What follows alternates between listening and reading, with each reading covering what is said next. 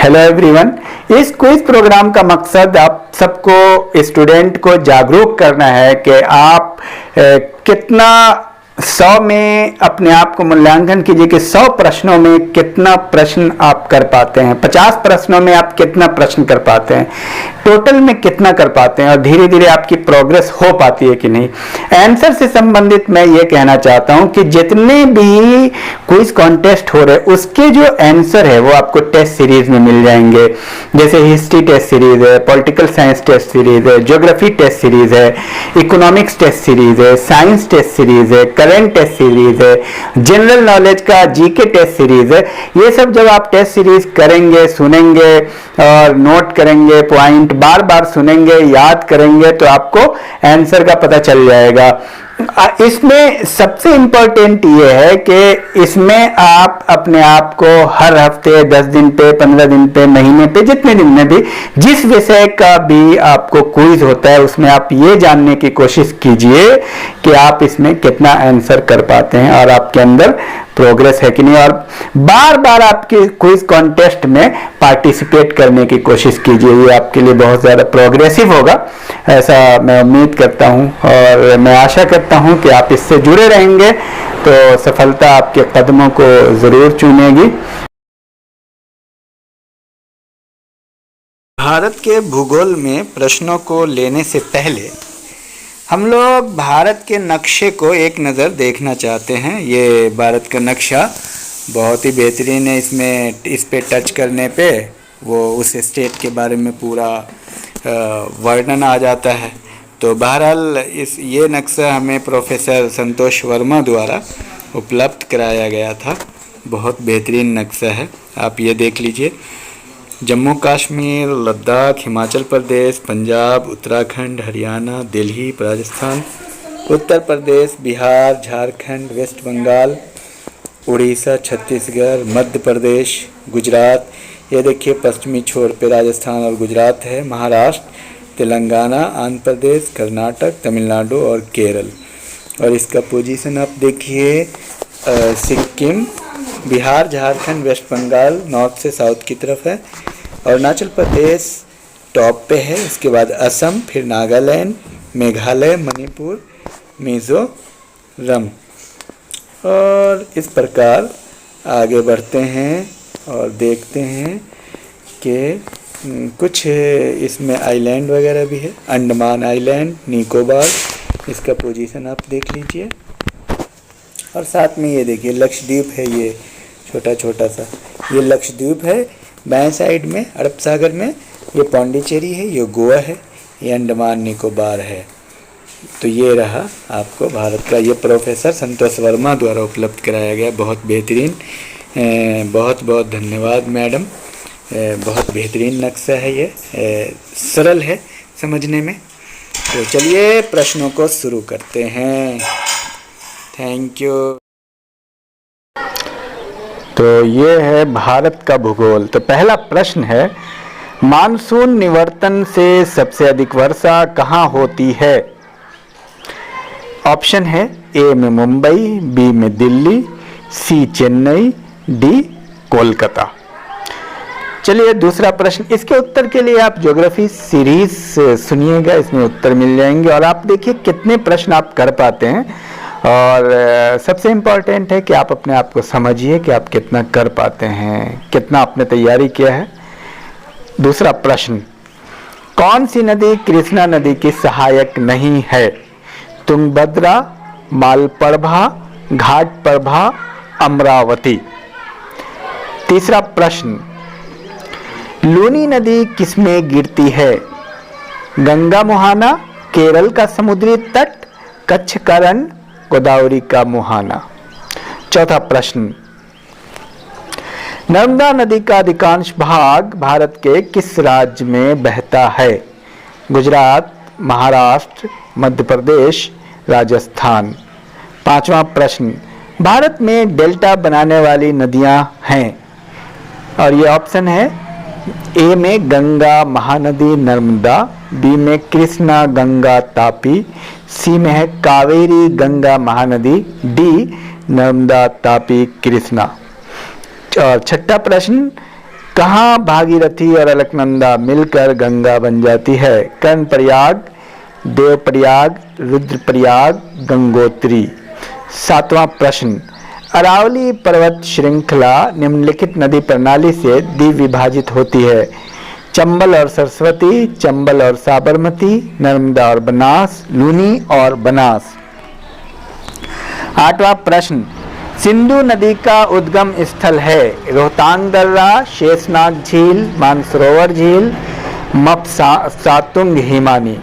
9वां प्रश्न, निम्नलिखित में से कौन सी नदी प्रायद्वीपीय पठार उपांत से नहीं निकली है?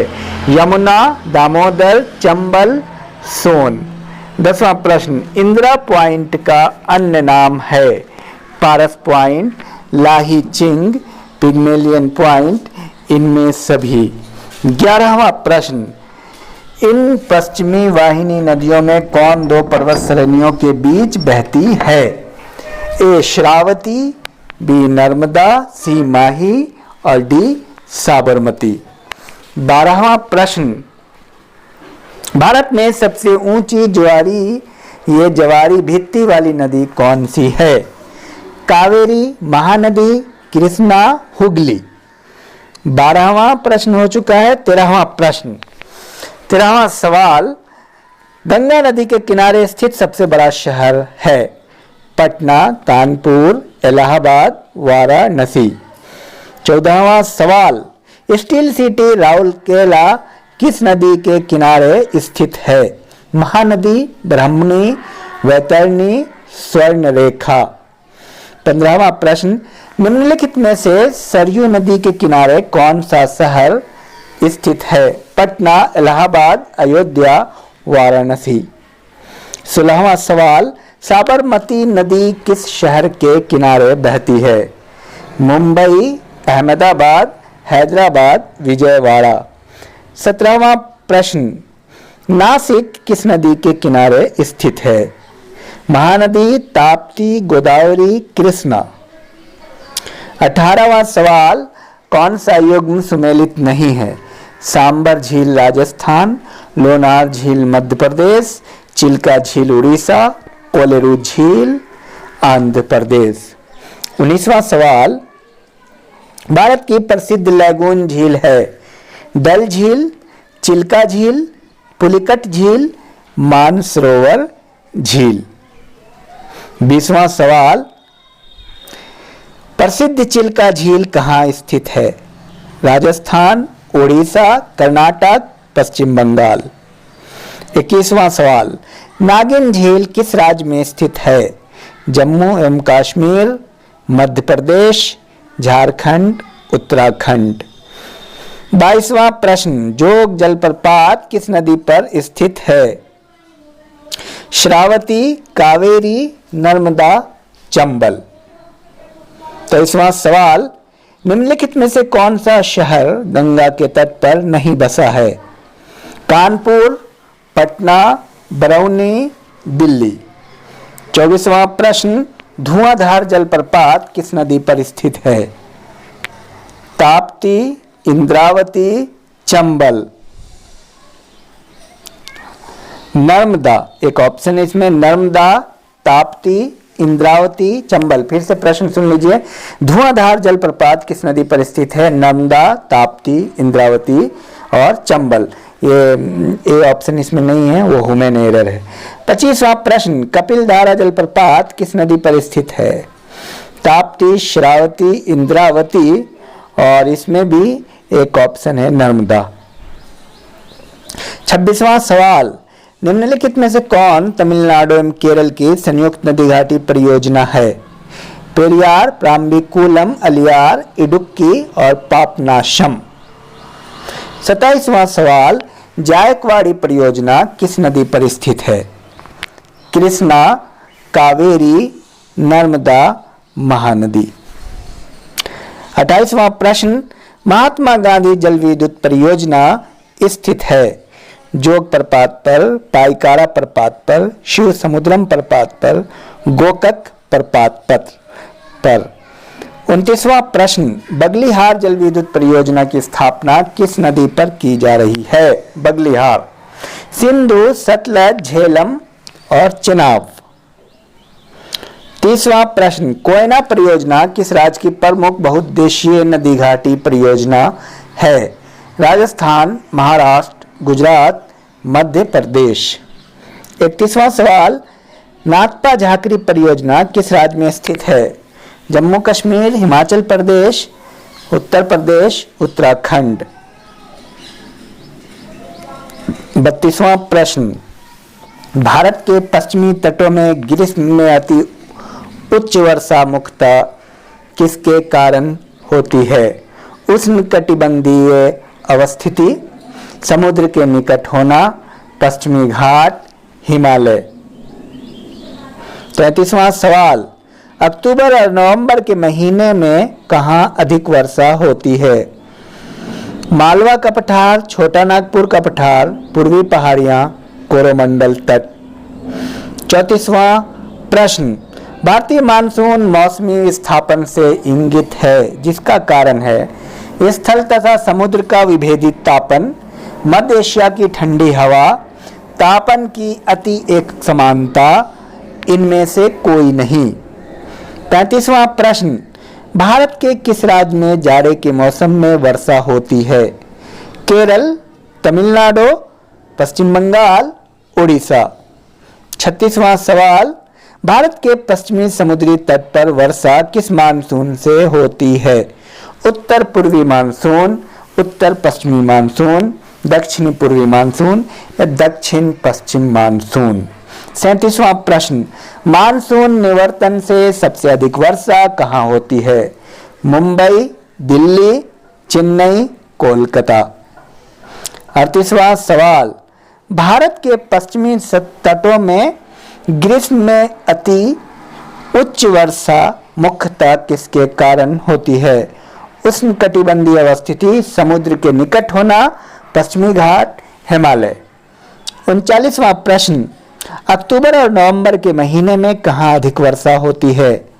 मालवा का पठार, छोटा नागपुर का पठार, पूर्वी पहाड़ियां, कोरोमंडल तट।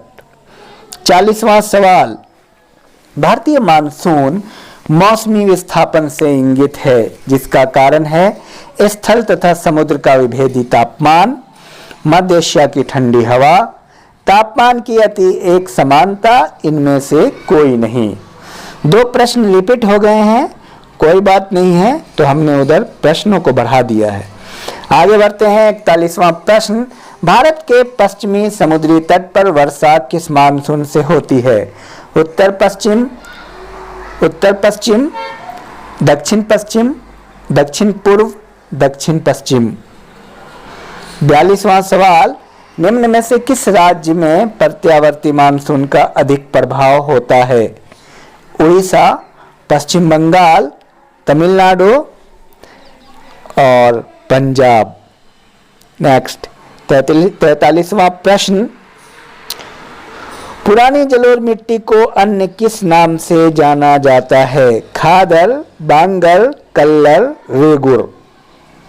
44वां सवाल, गंगा के जलोढ़ मिट्टी की भूमि सतह के नीचे है लगभग 600 मीटर, 6000 मीटर, 800 मीटर, 100 मीटर। 45वां प्रश्न, गंगा के मैदानों की पुरानी कछाड़ी मिट्टी कहलाती है? बांगर, खादर, कल्लर, रेगुर। 46वां प्रश्न, निम्नलिखित में से किस प्रकार की मिट्टी के लिए न्यूनतम उर्वरक की आवश्यकता होती है?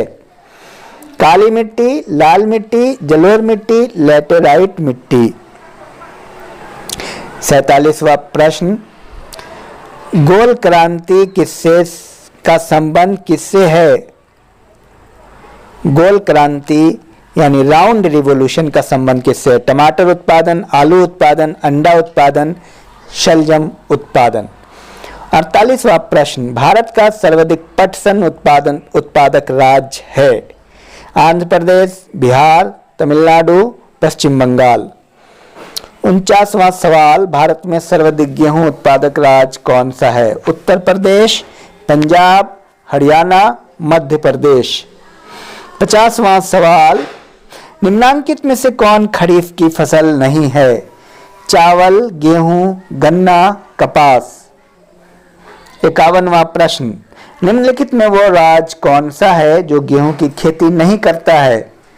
कर्नाटक, महाराष्ट्र, पश्चिम बंगाल, तमिलनाडु। 52वां सवाल, निम्नलिखित में से कौन सा राज्य मूंगफली का सबसे बड़ा उत्पादक है? बिहार, गुजरात, महाराष्ट्र, उत्तर प्रदेश।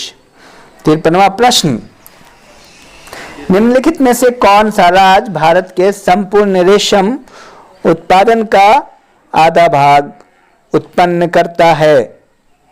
कर्नाटक, असम, पश्चिम बंगाल, जम्मू कश्मीर। 54वां सवाल, भारत के कितने प्रतिशत लोग कृषि पर आश्रित हैं? 90%, 70%, 52%, 40%।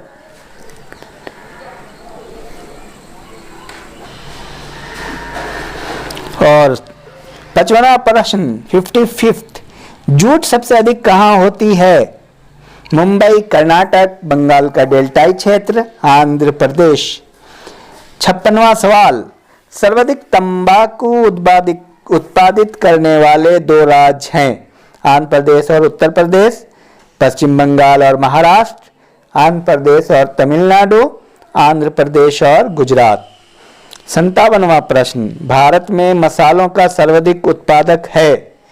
गुजरात, केरल, मध्य प्रदेश, पंजाब। 58वां सवाल, शस्य वानिकी का राष्ट्रीय शोध केंद्र अवस्थित है? हैदराबाद में, झांसी में, नासिक में, पटना में। 59वां प्रश्न,